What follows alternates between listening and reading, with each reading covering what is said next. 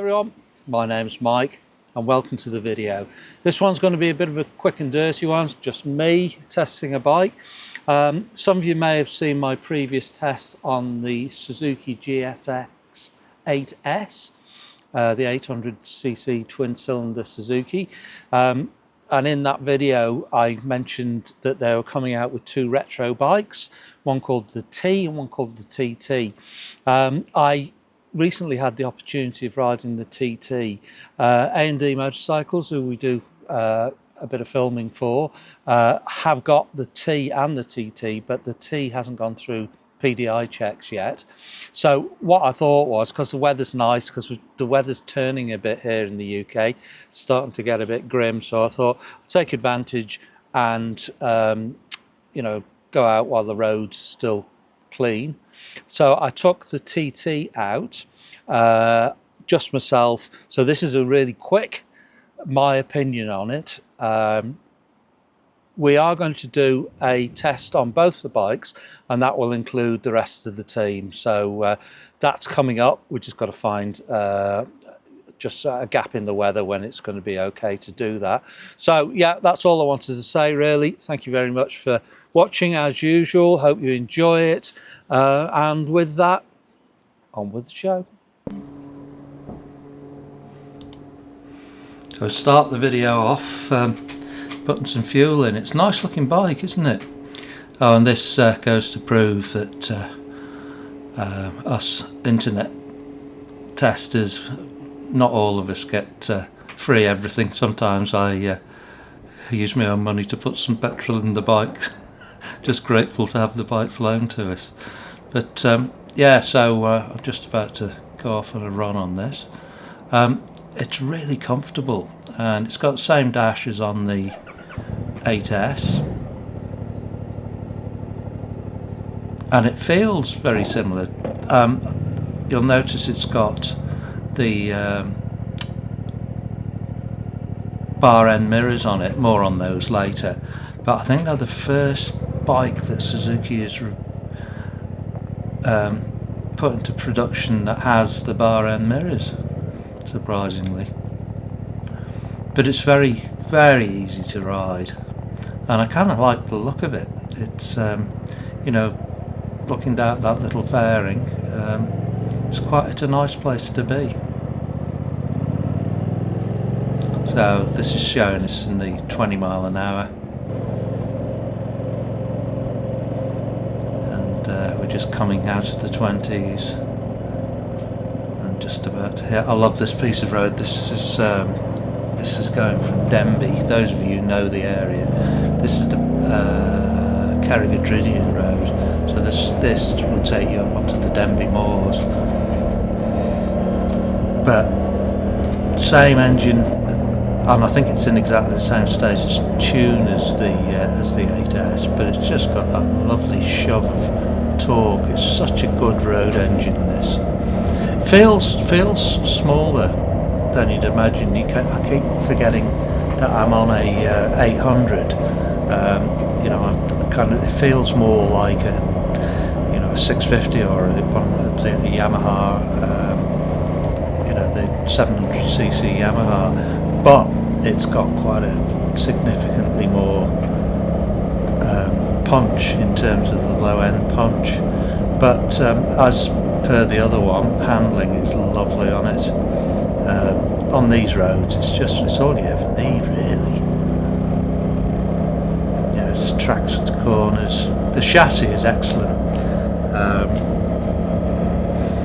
The area that I'm not so keen with and it was the same with Tess, with the 8S, is the suspension isn't, you know, it's built down to you know, the suspension isn't the best. I don't know why, because you know, it's not a cheap bike. This is a £10,000 bike. You know, and knowing the history that Suzuki have got with, you know, GSX8TTs and things like that, it would have been nice to have a decent front end on it, and you know, decent shock on the back. Maybe that's the way to go, is put GSXR rear shock in it, and but that really is the only area. As I said, the chassis is really good. And the other thing on this is the quick shifter. On my last test of the 8S, I completely forgot about the quick shifter. Being an old, duffer that spends more time riding classic bikes, but as you can see, I'm using it a lot more. And it's like a knife through butter. They're fantastic, both up and down the gearbox. So I've stopped here, take some photographs, which you probably see that I've used at the beginning, and now we're on my regular test route. Excuse me. I love this piece of road, and it's got everything. This road has got sweeping corners, tight corners, bumps, smooth, and this bike just eats it up. I'm not riding it hard for two reasons. Most importantly, there's a speed limit on this road, and as we all know, we don't exceed the speed limits. And secondly, it's a brand new bike, and I borrowed it from A&D, and I don't want to give it a thrash. You may have noticed when I turned it on, it came up with a service light, so I think it's due its first service. So I'm riding it fairly conservatively, but it's such a nice place to be. It's really comfortable. All the controls are super light. It's somebody, a newish rider could get on this and find it unintimidating. But an experienced rider, it's got the performance. It's a bit like the old SV650. In fact, that's what this reminds me of. It's the old SV650, but obviously it's got more power. Just that sort of fantastic sweet spot on the road, brilliant all-round bike. It hasn't got enough power that it'll scare the pants off you, but it's got enough power and handling that really enjoy it.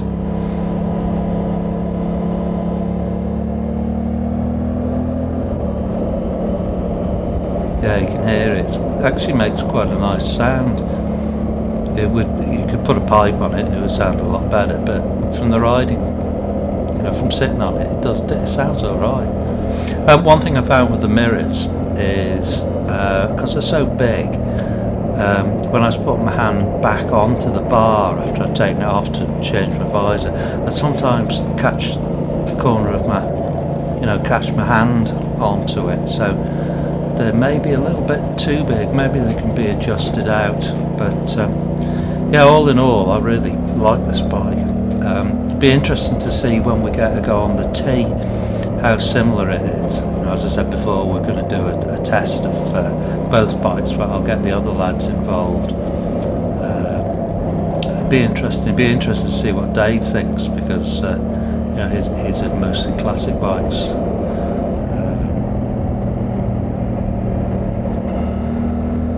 Yeah, look at the lovely countryside as well. So really, my only gripe about this bike, I'm very impressed with it, really enjoyed it. I would quite happily have one of these, but the elephant in the room is that price tag.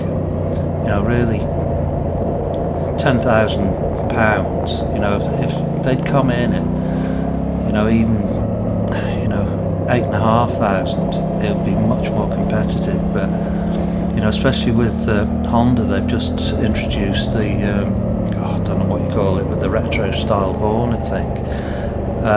I don't know what the pricing is on that. I don't know much about those, but it's after the same market that this bike's after. And the other thing I think they missed a trick with, and they may do it down the track, is I'd love to have seen this in the same livery as the old West Cooley, the GS1000S, they call them the ice cream machines or ice cream vans. I think this bike would look fantastic in that colour scheme.